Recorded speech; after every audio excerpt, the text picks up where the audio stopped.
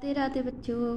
तो आपका most welcome है स्मार्ट जी क्लासेस में। और आज हम लोग पढ़ेंगे अलंकार का पार्ट सेकेंड। ठीक है, पार्ट वन में वैसे हम लोग ने देख लिया था कि अलंकार क्या होता है और कितने प्रकार के होते हैं। शब्द अलंकार के बारे में हम लोग ने पढ़ लिया था। और अगर नहीं पढ़ा है तो जल्दी जल्दी जाओ और उसको पढ़ो। ठीक है, अब हम लोग पढ़ेंगे अर्थालंकार। अर्थालंकार किसे कहते हैं?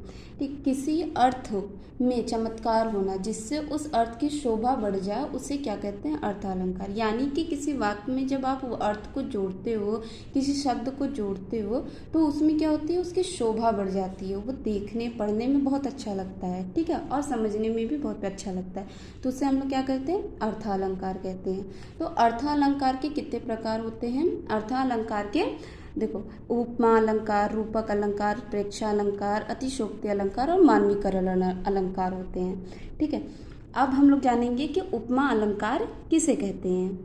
ठीक, उपमा अलंकार। उपमा अलंकार में सबसे पहले देखो, तुलना करना। तुलना मतलब कंपैरिजन करना। ठीक है, तो कंपैरिजन यानी कि जैसे वो सब आप जानते हो कि मम्मी लोग कंपेयर करते हैं दूसरे बच्चों से। कुछ पेरेंट्स होते हैं कंपेयर करते हैं कि देखो उनका बेटा बहुत अच्छा है, ये वो। तो वही कंपैरिजन होता है उपमा में। ठीक है, उपमा में तुलना करना होता है जब किसी वस्तु या प्राणी की तुलना किसी प्रसिद्ध यानी कि फेमस, किसी प्रसिद्ध वस्तु या प्राणी से करते हैं, उससे हम लोग उपमा अलंकार कहते हैं। ठीक है, जब हम लोग किसी वस्तु या प्राणी की तुलना किसी प्रसिद्ध यानी किसी फेमस वस्तु और प्राणी से करते हैं, तो उससे हम लोग क्या कहते हैं? उपमा अलंकार। ठीक है, अब आप देखो उपमा अलंकार आप पहचानोगे कैसे? ठीक है, उसमें बहुत सारी चीज़ें मैं ऐसे बताऊंगी ताकि आप उसको झट से देखते तुरंत पहचान लोगे कि ये उपमा ही अलंकार है।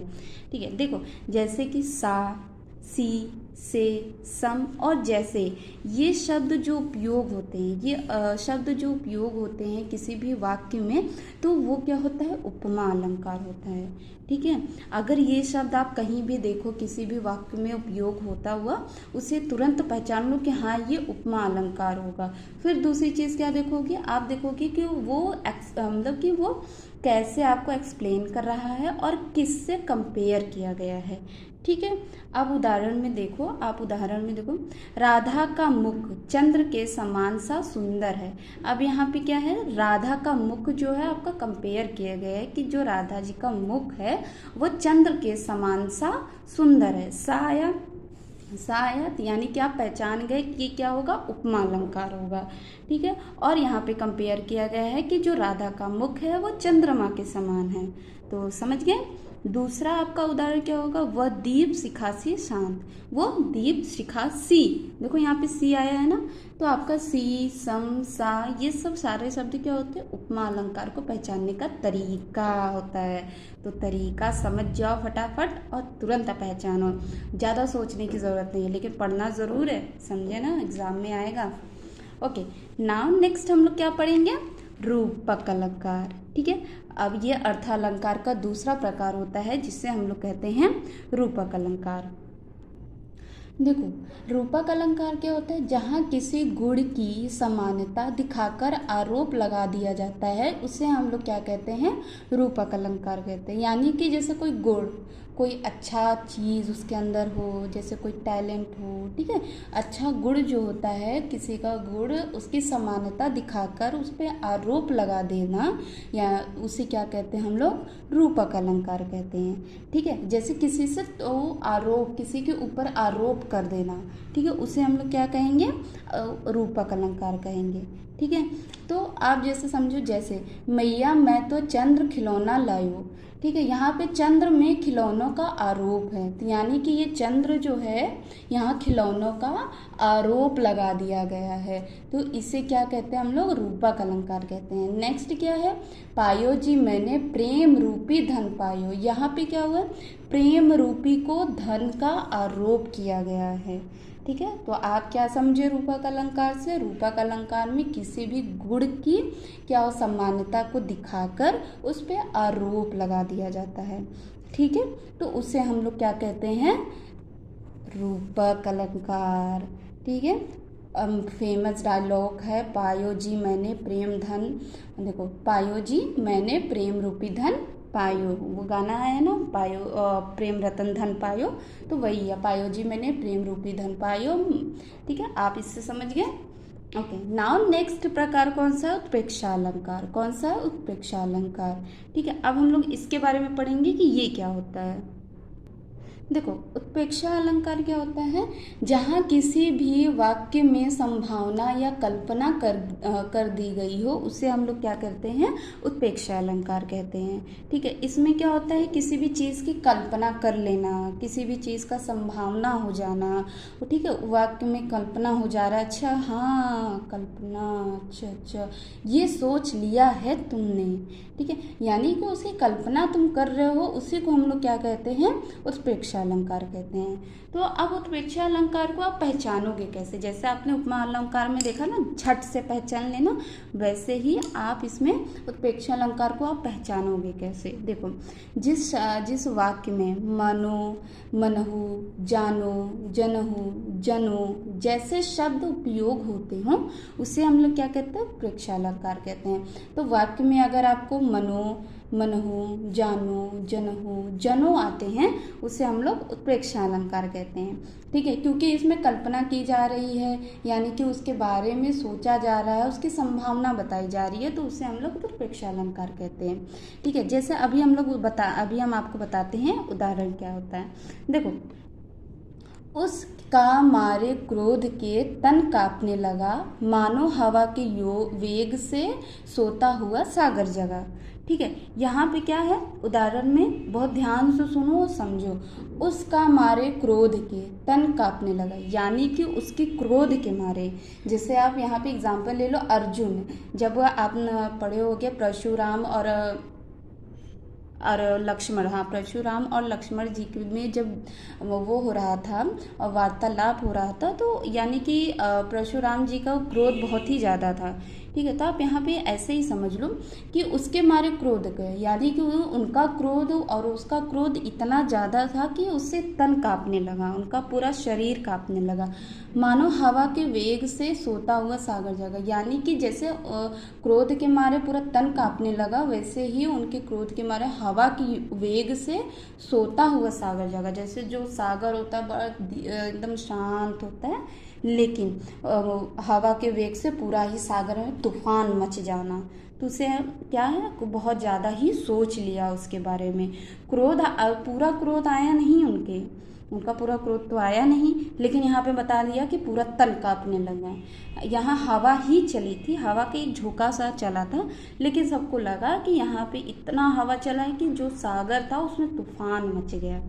तो आप समझ गए उत्प्रेक्षा अलंकार क्या होता है।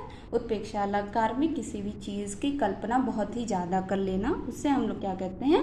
उत्प्रेक्षा अलंकार कहते हैं। तो अब हम लोग नेक्स्ट प्रकार पढ़ेंगे। ठीक है, आगे चलते हैं। अब हम जानेंगे अतिशयोक्ति अलंकार क्या होता है। ठीक है, ये आपका अर्थालंकार का नेक्स्ट प्रकार है। तो अतिशयोक्ति अलंकार क्या होता है?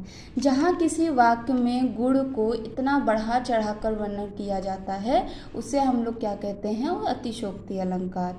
अतिशयोक्ति का मतलब क्या हुआ कि किसी भी वाक्य के जो गुण होते हैं उसको इतना बढ़ा चढ़ा के उसमें बोला जाता है कि वो कल्पना के परे होता है, यानी कि उसकी कल्पना भी नहीं की जा सकती, ये इतना बढ़ा चढ़ा के बोल देते हैं। ठीक है, यहाँ पे अति से आप समझो, अति का मतलब क्या होता है? बहुत होना। ठीक है, अति हो जाना, बहुत ज़्यादा हो गया है, तो यानी कि आप इससे इतना ही समझ लो कि उसको बढ़ा चढ़ा के उसका वर्णन किया जाता है। ठीक है, जैसे आप यहाँ पे समझो, उदाहरण समझो। ठीक है, देखो, पानी परात के हाथ छुओ नाही। ठीक है, नैनन के जल सो पग धो। ठीक है, पानी परात को हाथ छुओ नहीं, नैनन के जल से सो पग धोए। ठीक है, यहाँ पे क्या हुआ? पानी, यानी कि जब श्री कृष्ण और सुदामा जी की कहानी हुई थी, सुदामा जी आए थे श्री कृष्ण से मिलने, तो वहाँ पे क्या हुआ कि उन्होंने परात में पानी लिया था। ठीक है, कि उनके पग धोने के लिए। लेकिन यहाँ पे इतना बताया गया है कि पूरा बताया गया है कि जैसे कि उन्होंने परात में पानी लिया और लेकिन उन्होंने पानी को हाथ तक नहीं लगाया, और वो इतना रोए कि उनके रोने से ही सुदामा जी के जो पग थे, पग यानी कि जो पैर थे, वो पैर उनके धुल गए। तो यानी कि ये कुछ ज़्यादा ही इन्होंने बता दिया कि पानी को हाथ लगाए बिना ही उनका जो पैर था वो उन्होंने अपने आंसू से ही धो दिया। नेक्स्ट क्या है, देखो हनुमान की पूंछ में लग ना पाई आग, सारी लंका जरी गई निशाचर भाग। यहाँ पे इन्होंने क्या बताया कि हनुमान की जो पूंछ थी, जब वो लंका जला रहे थे तो वहाँ पे उनकी पूंछ में आग लगी थी। लेकिन इसमें क्या वर्णन किया गया है, इसमें किया गया है कि हनुमान की पूंछ में लग ना पाई आग, यानी कि उनकी पूंछ में आग नहीं लगी, आग लगी ही नहीं, तब तक पूरा जो लंका था वो जल के पूरा राख हो गया। ये इतना बता दिया गया। बताओ, अब बिना आग के कोई लंका जल सकती है? कोई भी चीज़ जल सकती है? तीनों ने यही बता दिया कि हनुमान की पूंछ में लग ना पाई आग और सारी लंका जर गई, यानी कि सारी लंका जरी गई निशाचर भाग। ठीक, अब नेक्स्ट हम लोग क्या पढ़ेंगे, मानवीकरण अलंकार। मानवीकरण अलंकार, अब सुनो, मानवीकरण अलंकार, मानवी लड़की का नाम है, लेकिन कोई नहीं, अलंकार पढ़ेंगे हम लोग यहाँ पे। ठीक है, तो देखो, जहाँ अजीवों की तुलना किसी प्राणी से की जाती हो उसे क्या कहते हैं, मानवीकरण अलंकार। यानी कि अजीवों, यानी कि जैसे नॉन लिविंग, ठीक है, जहाँ पे नॉन लिविंग की तुलना किसी लिविंग थिंग से की जाती हो उसे हम लोग क्या कहते हैं, मानवीकरण अलंकार। ठीक है, अब यहाँ पे क्या होता है, जैसे कि आप एग्जाम्पल देखो, मेघ आए बन ठन के सवर के। तो मेघ आए बन ठन के सवर के, ये है चैप्टर। ठीक है, मेघ आए बन ठन के सवर के, ये क्या हुआ, मेघ बहुत ही बन ठन के, ये स्टाइलिश चश्मा वश्मा लगा के बाल लोल एकदम सेट करके आए हैं। तो ये क्या हुआ, यहाँ पे अजीव, मेघ क्या है, मेघ मतलब होता है बादल, बादल क्या हो यहाँ पे बादल, यानी कि अजीव की तुलना किसी जीव व्यक्ति से यानी कि किसी प्राणी से की गई हो। बन ठन के कौन आता है, नॉन लिविंग थिंग्स तो आते नहीं हैं। बन ठन के कौन आता है, बन ठन के नॉन लिविंग थिंग्स तो आते नहीं है। बन ठन के तो कोई इंसान ही आएगा भाई, एकदम मतलब एकदम सज धज के बाल उल फिट उठ करके तो इंसान ही आएगा। लेकिन यहाँ पे क्या बताया गया, मेघ आए बन ठन के सवर के। तो यहाँ पे मेघ की यानी कि अजीव की तुलना किससे की गई है, प्राणी से की गई है। तो आप ये सारी चीज़ें समझ गए किसे क्या कहते हैं, मानवीकरण अलंकार, अतिशयोक्ति अलंकार, उपमा अलंकार, उत्प्रेक्षा अलंकार, ये सब, और रूपक अलंकार, ये सब क्या होता है। तो आप समझ गए। अगर आपको कोई कन्फ्यूज़न है या आगे जाके होगी भी तो लेट मी नो इट। ठीक है, फिर उसको मेरे को बताओ मुझे, फिर मैं उस चीज़ का सलूशन दूंगी। और अगर आपको इस चीज़ के नोट्स चाहिए तो प्लीज़ कमेंट करना और मैं आपको वो सारी नोट्स भेज दूंगी। ठीक है, ओके, बाय बाय। तब तक के लिए bye bye, all the best. पढ़ाई करो, गर्मियों की छुट्टियाँ हो गई हैं, वो भी फिनिश होने वाली है, पढ़ाई करो अच्छे से। ठीक है, और एग्ज़ाम की भी तैयारी करो क्योंकि आप लोग का एग्ज़ाम भी आने वाला है। ठीक, और अगर आप लोग को कोई कन्फ्यूज़न है तो आप लोग प्लीज़ कमेंट करना और मुझे बताना, फिर मैं उस चीज़ का सलूशन दूंगी। तब तक के लिए बाय बाय, और स्मार्ट जी क्लासेस से स्टे ट्यून, सब्सक्राइब कर दो, और अलग अलग पार्ट्स आएंगे, अच्छे आएंगे, आपको जो पढ़ना होगा मैं वो पढ़ा दूंगी। ठीक है, तब तक स्मार्ट जी क्लासेस को सब्सक्राइब करो, फटाफट लाइक करो। चलो, bye, tata, all the best, take care, Radhe Radhe.